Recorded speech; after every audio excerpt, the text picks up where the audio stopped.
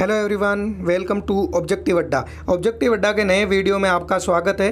तो हम आपके लिए फिर से लेके आ गए हैं टॉप 1000 क्वेश्चन की जो सीरीज चल रही है उसी का ये अगला वीडियो।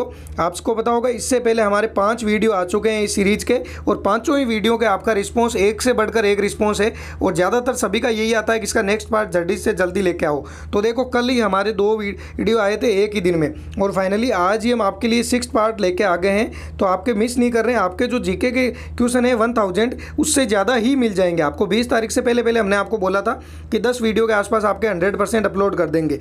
तो उसी की कोशिश चल रही है। आपको पर डे के 2-2 वीडियो मिलने लग गए हैं। लेकिन एक चीज़ है कि आपके जज्बे को ज़रूर सलाम है कि आपको अपन इसमें हैंड रिटन नोट्स कर रहे हैं, फिर भी आप इतने अच्छा रिस्पॉन्स दे रहे हो इसको। और सभी का आ रहा है कि जितना जल्दी जल्दी करवाना है आप जितने जल्दी हो सके उतने जल्दी इसको करवाइए। तो हम भी कोशिश कर रहे हैं कि आपको जितने ज़्यादा क्वेश्चन अवेलेबल करवा सके ताकि जीके का इससे बाहर नहीं। तो आज का जो पहला क्वेश्चन है वो है आर्यभट्ट उपग्रह के बारे में। आर्यभट्ट उपग्रह अगर आपसे पूछे कब भेजा गया था तो 19 अप्रैल 1975 को भेजा गया था। ये पहला उपग्रह था, आपको याद रखना है। कहाँ से भेजा गया था तो ये रूस द्वारा भेजा गया था और कॉस्मोस 3M द्वारा भेजा गया था। यहाँ पे देखो इस जो यहाँ पे अपन नोटबुक से कर रहे हैं इसके अंदर छोटा सा कुछ भी वर्ड लिखा हुआ है वो भी देखो कितना ज़्यादा इंपॉर्टेंट है। जैसे यहाँ पे आपको छोटे से दिख रहे होंगे लेकिन यहाँ पे क्या लिखा हुआ है, LS मतलब लोकसभा की सीटें भारत के अंदर कितनी है 552 है। RS मतलब राज्यसभा की सीटें कितनी है 250 है। तो ये भी आपको याद रखना है। अब चलिए आगे देखते हैं। यहाँ पे सेकंड कब भेजा गया था तो वो था भास्कर सेगा नाम से। भास्कर सेगा फर्स्ट रॉकेट C1 से भेजा गया था और कब भेजा गया था 1979 के अंदर भेजा गया था। अब चलिए आगे देख लेते हैं। आगे जो है वो है डॉक्ट्राइन ऑफ लैप्स से संबंधित, यानी कि जो हड़प की नीति थी वो किसकी थी तो लॉर्ड डलहौजी के द्वारा चालू की गई थी हड़प की नीति। इसके द्वारा फर्स्ट राज्य कौन सा हड़पा गया था अगर आपसे पूछे तो सतारा को 1848 के अंदर हड़प लिया गया था। फिर उसके बाद जैतपुर, फिर संबलपुर को। अब अगला जो क्वेश्चन है वो है स्मार्ट सिटी प्रोजेक्ट के पहले चरण में। आपको अगर पूछे स्मार्ट सिटी के पे जो प्रोजेक्ट था उसके पहले चरण में कितने शहरों को शामिल किया गया था तो 20 शहरों को शामिल किया गया था। और अभी तक कितने कर लिया गया है, जब तक ये नोट्स लिखे हुए थे तब तक 100 शहरों को शामिल कर लिया गया है। और लागत पूछे तो 48,000 करोड़ रुपए की लागत आई है इसमें। अगला जो क्वेश्चन है वो है भारत की सीमा जो तटीय लगती है उसकी लंबाई कितनी है तो 7,516.16 है। इसलिए कि अगर आपसे पूछे लंबाई कितनी है तो 15,200 किलोमीटर है इसलिए सीमा की लंबाई। ये भी आपको याद रखना है। अब जो अगला है सबसे ज़्यादा किससे लगती है, गुजरात से लगती है और वो कितनी लगती है 1600 किलोमीटर लगती है। ऐसे अगर आपसे पूछे कि सबसे कम किस राज्य से लगती है तो गोवा से लगती है। कितनी लगती है 101 किलोमीटर लगती है। और अगर आंध्र प्रदेश से पूछे 974 किलोमीटर लगती है। प्रायद्वीप भारत में सबसे ज़्यादा है ये। अब चलिए आगे चलते हैं। अगला जो क्वेश्चन है वो है कुटुम्बश्री योजना किस राज्य की है तो आपको याद रखना है कुटुम्बश्री योजना कहाँ की है, केरल राज्य की है। आप इसमें भी कमेंट करके ज़रूर बताना कि आपको ये सीरीज़ कैसी लग रही है। और अगर आपको जल्दी वीडियो चाहिए तो आप जितने ज़्यादा हो सके उस जिस भी वीडियो के नीचे जितने ज़्यादा कमेंट आएंगे उसी सीरीज़ को जितना जल्दी लेके आएंगे। देखो इसमें कोशिश की जा रही है कि आपके जो एयरफोर्स ग्रुप सी के अंदर जो क्वेश्चन आने वाले हैं जीके के वो इससे बाहर नहीं है जाए, तो इसलिए जितने जल्दी जल्दी हो रहे हैं वो हम करवा रहे हैं आपको। अगला क्वेश्चन है बरगद का वैज्ञानिक नाम क्या है तो इसका क्या नाम है, फिकस बेगोलिसिस है। ऐसे अगर आम का पूछे तो आपसे मैंजीफेरा इंडिका है और अगर एप्पल सेव का पूछे तो मेलियस डोमेस्टिका है। तो ये भी आपको याद रखना है।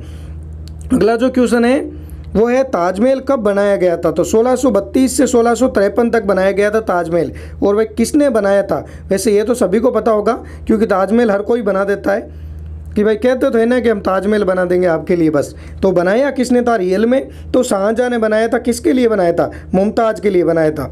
अगला क्वेश्चन है उस्ताद अहमद लाहौरी के द्वारा बनाया गया था, ये आपको ज्ञान रखना है। अगला है OLED की फुल फॉर्म अगर पूछे आपसे OLED की फुल फॉर्म क्या होती है तो ऑर्गेनिक लाइट एमिटिंग डायोड जो फुल फॉर्म है वो किसकी है, OLED की फुल फॉर्म है। OLED भी पूछा जा सकता है और सिर्फ LED की फुल फॉर्म भी अक्सर पूछी जाती है। तो LED की फुल फॉर्म क्या होगी, लाइट एमिटिंग डायोड LED की फुल फॉर्म होती है।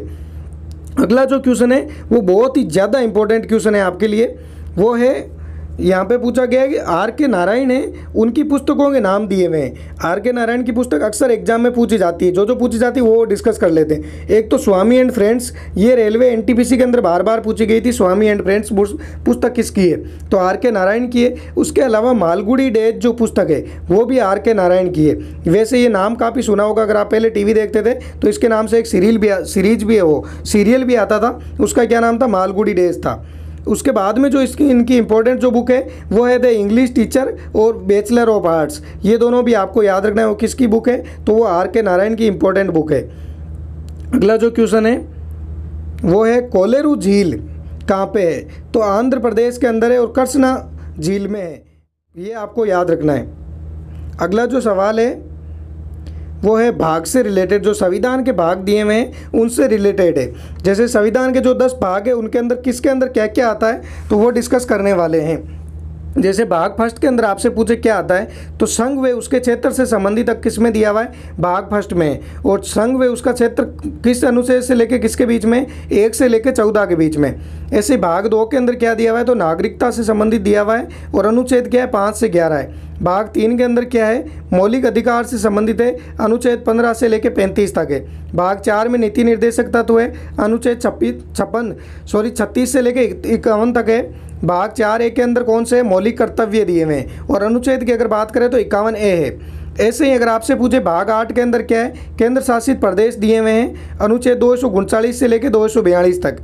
भाग 9 के अंदर क्या है, पंचायत से संबंधित है, अनुच्छेद 243 से लेकर 243O तक है। और अगर भाग 9(1) की बात करें अपन, तो उसके अंदर है नगर पालिका और अनुच्छेद 243P से लेकर 243Z4 तक है। अगला भाग क्यों जो भाग है वो है भाग 10 और उसके अंदर क्या दिया हुआ है, अनुसूचित एवं जनजातीय क्षेत्र से संबंधित है। अनुच्छेद की अगर बात करें तो 244 और 244A के अंदर है। अगला जो क्वेश्चन है वो है वन रिपोर्ट 2019, जो वन रिपोर्ट आई थी उसके हिसाब से कुल वन कितने, 24.56% है। ये आपको याद रखना है। सर्वाधिक वन क्षेत्र वाला राज्य कौन सा है, तो मध्य प्रदेश है। और परसेंटेज के अंदर सबसे जो फर्स्ट पे राज्य है वो कौन सा है, मिजोरम है। आपको याद रखना है 85.41% पे वन है, किसके अंदर, मिजोरम के अंदर। और वन क्षेत्र में वृद्धि वाला राज्य अगर पूछे वो कौन सा है, तो वो कर्नाटक के अंदर वन क्षेत्र में वृद्धि हुई थी। चलिए आगे देखते हैं। अगला जो है वो है एंग्लो मैसूर युद्ध किस किस के बीच में हुआ था और कितनी बार हुआ था, 4 बार हुआ था। और कब से लेके कब तक हुआ था, 1767 से लेके 1799 ईस्वी तक हुआ था एंग्लो मैसूर युद्ध। ये आपको ज़रूर याद रखना है। इसमें से चलो 2-3 देख लेते हैं अपन। फर्स्ट एंग्लो मैसूर युद्ध कब हुआ था, तो वो हुआ था जनरल जोसेफ स्मिथ और हैदर अली के बीच में। जीता किसने था, तो हैदर अली ने जीता था। सेकंड कब हुआ था, 1780 से लेकर 84 के बीच में, टिप्पू सुल्तान और अंग्रेजों के बीच में। थर्ड कब हुआ था, 1790 से लेकर 1792 के बीच में हुआ था।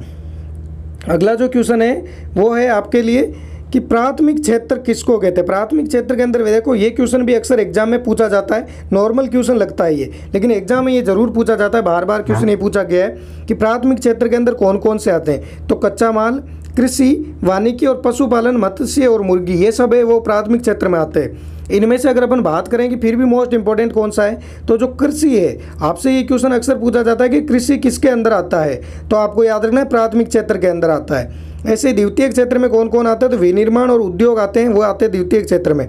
तृतीय क्षेत्र की बात करें अपन, तो सेवा और व्यापार, जैसे सेवा के अंदर क्या हो गया, व्यापार, परिवहन, बैंकिंग, शिक्षा और स्वास्थ्य से रिलेटेड जो भी चीज़ें हैं वो तृतीय क्षेत्र के अंदर आएगी। ऐसे अगर आपसे पूछे कि स्टडी ऑफ बुक्स, यानी कि किताबों के अध्ययन को क्या कहते हैं, तो बिब्लियोग्राफी कहते हैं किताबों के अध्ययन को। ये आपको ज़रूर ज्ञान रखना है।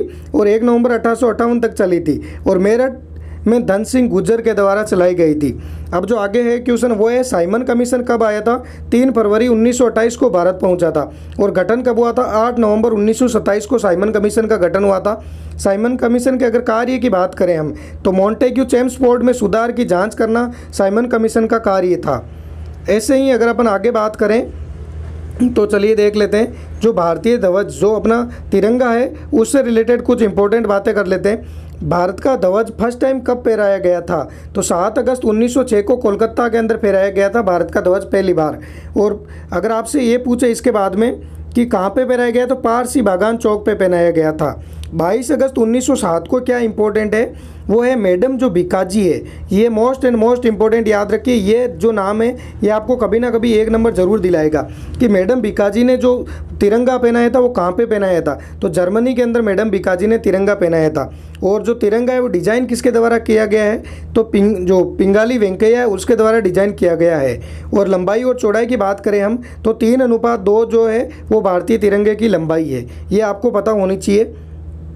अगला जो क्वेश्चन है वो है WTO से रिलेटेड, जो अपना वर्ल्ड ट्रेड ऑर्गेनाइजेशन है उससे रिलेटेड यहाँ पे क्वेश्चन दिए हुए हैं। WTO के अगर हेडक्वार्टर की बात करें तो जेनेवा स्विट्जरलैंड में है। मेंबर की बात करें 164 मेंबर है WTO का। और फॉर्मेशन यानी गठन कब हुआ था, 1 जनवरी 1995 को WTO का गठन हुआ था।